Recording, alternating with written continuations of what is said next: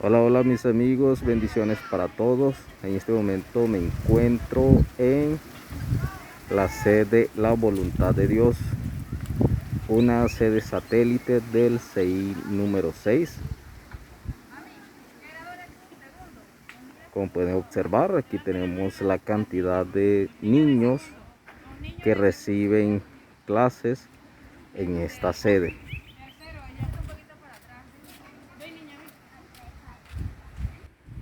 Este es uno de los salones improvisados donde reciben clase los niños de La Voluntad de Dios en el municipio de Maicao. Una vista panorámica para que vean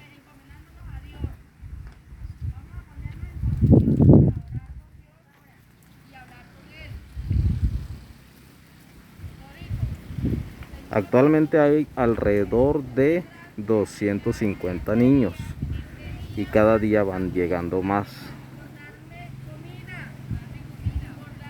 Los padres motivados para que sus hijos puedan estudiar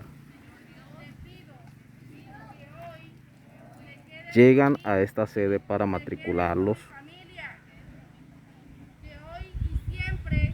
con el fin de brindarles una educación sin importar las condiciones, sin importar el espacio.